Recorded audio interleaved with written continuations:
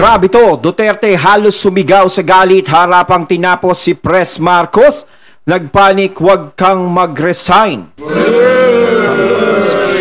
Ayan, syempre itong balitang ating matutunghayan ngayon ay nagbula kay Balitaan ng Bayan TV. At ilalagay ko sa description box ang link ng channel ni Balitaan ng Bayan TV para maging updated po kayo sa mga balita na kanyang inihahatid sa atin. At syempre ito po ang inyong lingkod na si BT na magbibigay ng reaksyon at komento dito sa video ang ating matutunghayan ngayon.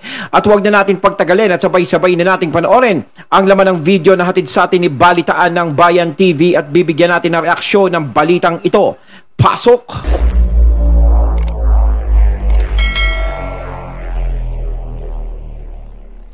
Upa ang galit at sigaw ng taong bayan sa mga nakaupo sa gobyerno ngayon. Sinasabi ni dating Pangulong Rodrigo Duterte na hindi layunin ng hakbang ng maisog na pababain sa pwesto si Pangulong Bongbong Marcos. Pero iba naman kasi ang isinisigaw ng taong bayan. Grabe. Sino ba ang masusunod? Narito ang report ni Sara Santos. Ito, hindi na ito mapipigilan ni former President Duterte, ha?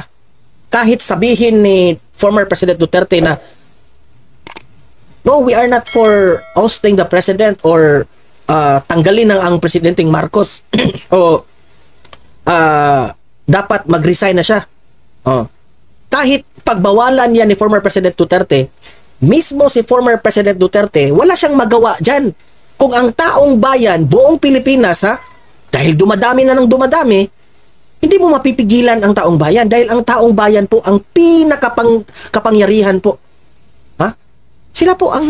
Ayun, syempre itong boses na to na ating naririnig ay syempre kay Sir Donmar TV. Suportahan natin ang kanyang channel, mga katunay. Ayan, no, may punto si Sir Donmar doon, no, na kahit pigilan ni FPRRD yan, yung nangyayaring ganyan, no, hindi niya kayang mapigilan yan. 'Di ba? Kung ang mga tao ay nakakaramdam na siguro ng hindi maganda o hindi magandang kalakaran na nangyayari ngayon sa ating bansa, nararamdaman nila ang kahirapan, halos parang sila ay nababaliwala na. Kasi, aminin man natin at hindi, no? Is nararamdaman natin talaga ngayon ang kahirapan. No? Ang pagmahal ng mga bilihin. No, syempre, ang ini-expect kasi ng mga tao noon, nung election na magbabago. Kasi gusto nating mabago yung yung ginawa ng mga dilawan noon. So, nagkaroon ng pag-asa simula nang lumabas ang Uniting. Kaso nga lang, hindi ito nagtagal. Nasira agad. Dahil sa mga alitap-tap na lumilipad. Diba? So, eto. Dumaan ng mga panahon. Kumbaga, hinahanap siguro ng mga tao yung naipangako. Diba? Kasi, kung ikaw maipapangako ka sa mga tao, madali lang magsalita. Madali lang sabihin na ako ganto, gagawin kong ganto. Madali lang magsalita. Pero talagang napakahirap talaga gawin yan. Diba? Kasi kapag ikaw is nangangampanya, gagawin mo lahat para makuha mo ang simpatiya ng tao. Diba? Ngayon, ang mga tao ay aasa sa kung ano ang iyong maipapangako sa kanila. No? Kapag ikaw ay naupo, siguro, unang taon is mapagbibigyan. Pero yung paglagpas ng unang taon, no, 2 taon, kapag medyo nakakaramdam na ng hindi maganda yung mga tao, siguro, hindi na nila kinakaya kung ano yung nangyayari ngayon. Ang ibig ko sabing hindi na kinakaya, yung mga bilihin, di ba? Pataas ng pataas. Kamatis nga, 10 piso, ang liit. Halos malaki lang ng konti yata sa sa ano ba yon? Yung bilog na maliit, yung mga ganyan lang siya kalaki. 10 piso. Grabe ang mahal. Tapos yung bigas, di ba? Yung pagtaas niyan. Halos kasi ang mga Pilipino nararamdaman yan eh. No? Yung mga nasa middle class hanggang pababa, mararamdaman yan. Kami nararamdaman namin lahat yan. Yung pagtaas ng mga bilihin. Yung mga mayayaman, hindi maaapektuhan yan. Diba? Yung mga pagtaas ng ganyan. May mga pera sila eh. Paano yung mga sumusweldo lang ng mga minimum na, minsan pa nga wala sa minimum, mababa. Yung mga malalaking pamilya. Yung mga nakatira sa mga lugar na diba? Is mararamdaman talaga nila lahat yan. Kaya nga importante is yung nakikita mo yung hinaing ng taong bayan. Dapat nalalaman mo yun eh. Doon ka babase kung ano yung pagkukulang na nangyayari. 'Di ba? Kasi kung talagang concern ako sa mga tao. Talagang titignan mo sila, ano ba ang nangyayari? Ano ba ang pagkukulang ko sa kanila? Ganito, ganyan. 'Di ba? Kaya hindi rin natin masisisi yung mga tao. Siguro nararamdaman na rin nila yung nangyayaring problema sa bansa natin. Kumbaga, hindi lang sa West Philippine Sea. No? Kumbaga, may problema na tayo sa West Philippine Sea. May problema pa tayo sa ekonomiya natin, sa mga bilihin natin, no? Na hindi masolusyonan. May nagbigay nga ng bigas. Marami naman nagre-reklamo. Diba? Meron daw amoy. Sabi nila, ako, hindi pa ako nakakatikim ng bigas na 29 ba yun? O mayroon ba doon basta? Nang lukluk dito sa mga government officials na ito. Ha? Mas patas kung buong taong bayan na ang sisigaw. Itong hakbang maisog does not call for the ouster of the President Marcos. It does not call for his resignation. Yan ang nilinaw ni dating Pangulong Rodrigo Duterte sa mismong National Day of Protest at 30 ng Hunyo. Pero ito ba ay sang-ayon o salungat sa nararamdaman ng taong bayan? Consistent naman siya ever since. Pero iba nga ang sinasabi ng tao. There is a disconnect between what he's saying and what the people want. So ang tanong dyan ay sinong susundin natin? Tingnan nyo, nangingilabot yung balahibo ko. Alam nyo ba kung bakit? Duterte is pushing na wag tayong maging bitter o maging gagawa tayo ng hatred. Dinidibdib na nila ang galit nila dito sa ginagawa ni PBBM. Ako as a vlogger ngayon, ako mismo ang magsabi sa inyo, mga audience, na you can shout, you can express what you feel kasi demokrasya naman tayo. Pero ako di ko gusto na si PBBM mapatalsik siya sa pwesto. Ayoko rin. Kasi it will not look good, no? Na nagtagumpay tayo dahil napatalsik natin yung presidente. Ako dahil nirerespeto ko yung batas. Dahil ang batas po ang nagluklok kay PBBM na maging presidente, nirerespeto ko yung batas. The problem is, ang taong bayan po, binoto itong si PBBM. Binoto para maging presidente. Ngayon, ang sabi ng taong bayan, nabudol sila. Hindi ito yung mga reason para binoto namin siya dahil alam naman natin, maraming campaign promises na ginawa itong si PBBM. Kasi parang ang lumabas kasi dyan ganito. Kaya talaga sumimpat siya talaga yung mga tao kay PBBM. Ang tinignan dyan yung si Apo Lakay. No? Ang inisip talaga nila is kung ano yung nagagawa ni Apo Lakay noon. No? Nung siya ay presidente pa, is magagawa ni PBBM o mas higit pa niyang magagawa. Yun yung ine-expect ng mga tao. No? Kaso nga lang, sinasabi ng ilan, hindi nangyari. Diba? Hindi ganon. Napakalayo nga daw sa ama niya.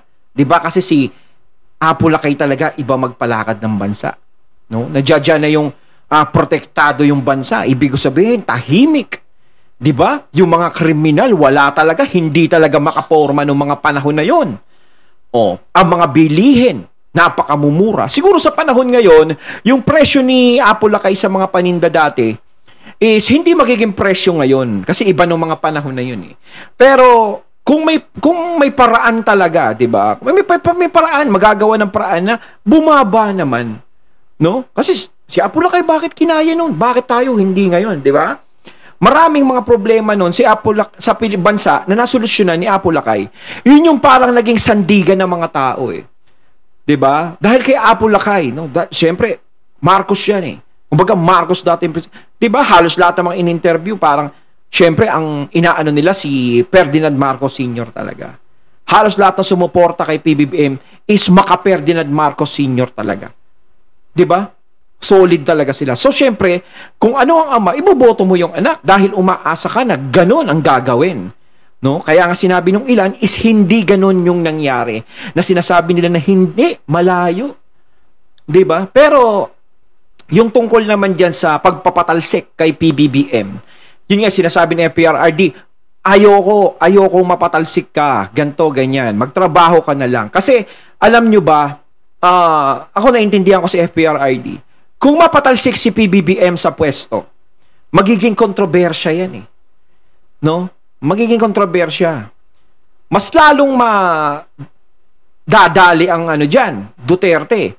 Siyempre, pag napatalsik siya sa pwesto, sino ang papalit? Si BP Sara. So, pag-iisipan na, di ba? Siyempre, yung mga Duterte is magtatagumpay. Tagumpay tayo, ganito. Pero yung mga kalaban naman ni PBBM, mga kalaban ni PBBM, yung mga kalaban ng mga Duterte, ang iisipin nila is sabotahe yung nangyari. Na talagang sinadya talaga ng Duterte na gusto talagang sirain ang administrasyon ni PBBM. Ganun ang papasok sa isip nila. Diba? Kasi magiging presidente ang vice president eh. Ayaw ni FPRRD ng ganun. Siguro ayaw din naman ni VP Sara ng ganun. Kung siguro kung magiging presidente man si VP Sara, mas maganda yung dadaan siya sa patas na laban. Sa tamang proseso siya dadaan. Kumbaga ayaw nilang mangyari yan. 'Di ba? Pero nga yung mga taong bayan, hindi natin masisisian kung ganyan na yung sinisigaw nila dahil syempre nararamdaman na nila yung tunay na problema ng bansa na dapat makita ng kung anong merong gobyerno ngayon. Dapat masolusyonan. Dapat nilang pakinggan yan. Hindi naman tinutugon, walang nangyari. Tapos ngayon, hindi pa pinakikinggan ang taong bayan. Ngayon, yun ang kulang. The only way na hindi dadami ang taong bayan na magsisigaw na resign BBM, the only way for that is, Mr. President, we will advise you, please, listen kung ano yung hinanaing ng taong bayan. Yun ang kulang. Yun talaga ang kulang eh. Yung hindi pagdinig sa kung ano ang hinaing ng mga tao. Yun ang kulang. Yung yung communication. Laging sinasabi natin, communication. Kailangan magkaroon ka ng communication sa taong bayan. Hindi lang dun sa mga taong nasa paligid mo, yung nasa administrasyon mo. Kasi kung tatanungin mo yung mga tao sa paligid mo, sa administrasyon mo, wala naman silang sasabihin maganda dyan eh. Diba? Kumbaga, puro para sa kanila lang yan. Pero sa taong bayan, ako, ma at pa. Diba? Parang ganun yan. Mas maganda yung nakikipag-usap ka sa mga tao. Makita mo, uy, pinabababa ako dito, may mga nag-slogan na ganito. Ano kayang problema? Basahin ko isa-isa kung anong problema. O, di ba? Aralin. Di ba? Kasi doon makikita mo eh. Hindi naman siguro magwawarla-warla, magwe-welgar o magrarally yung mga tao ng ganyan, mag-i-slogan kung wala ka namang ginagawang masama. Di ba kapag wala ka namang ginagawang masama, ibig sabihin nun, hindi naman masama yung ginagawa ni PBBM. Ang sinasabi ko, kung hindi sila nakakaramdam ng problema talaga, hindi naman siguro sila magaganon. Siguro nararamdaman nila ng problema, kailangan talagang masolusyonan na. Ang inisip nila, bakit ganito? Parang walang kumikilos, patuloy pa rin tayo nahihirapan. Sa totoo lang, napakahirap talaga ng buhay ngayon. Kailangan talaga is napakalaki ng sweldo mo para makaahon-ahon ka sa buhay. Kahit na malaki sweldo mo, nauubos pa rin eh. Diba? Hindi katulad dati. Napakamura ng mga bilihin, napakamura ng ganito. Kapag malaki sweldo mo, ang laki ng natitira sa'yo. Ang laki ng naiipon mo. Ngayon talaga, hindi. Mahirap talaga. Lalo na kung below minimum pa yung sweldo mo, tapos ganyan ngayon ang nangyayari, di ba? Sino ba ang mga tao na hindi kikilos sa ganyan?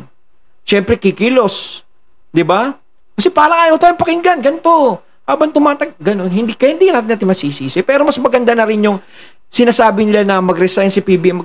Huwag na lang siguro yung ganon. Kasi kung sakaling magtagumpay man, no, yung pag-resign, no, pagpapatalsik kay PBBM is hindi magiging masaya ang mga Duterte doon.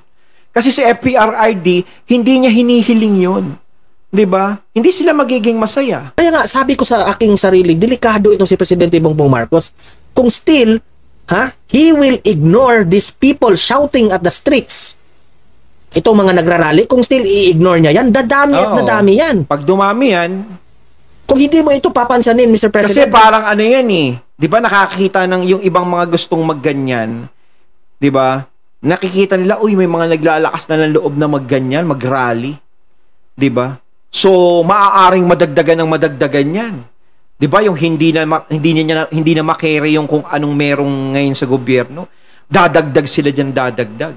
Dahil may mga nag-starter na may mga nagsimula na.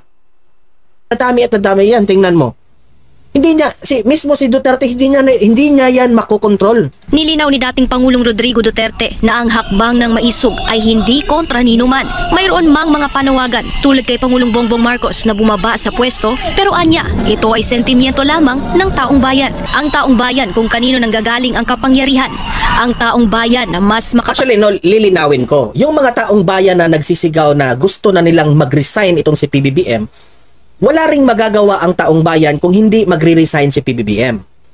Pero, kung mangyari yung kagaya kay, kung matatandaan natin si Presidente Erap Estrada, na dumadami talaga yung sabi Erap resign, dumadami talaga. So, napansin ni Erap Estrada na ayaw na ng taong bayan sa kanya, so kusang loob na lang niyang in-understand na parang ayaw na sa akin yung taong bayan magre-resign na lang siya. Nag-resign si Erap Estrada. Di ba? Kumbaga, tinanggap niya na yun Kasi kung napakaraming may ayaw sa'yo, ipipilit mo pa yung gusto mo. Di ba? Parang kapal naman. Para si Erap kasi kung iniisip po yung taong bayan talaga, yung hinaing. Kasi maganda yun Kaya ka bumaba dahil may mga nagpaparesign sa'yo. Kaya ka bumaba, sige, pinapakinggan niya yung tinig ng taong bayan, hindi niya na kinokontra.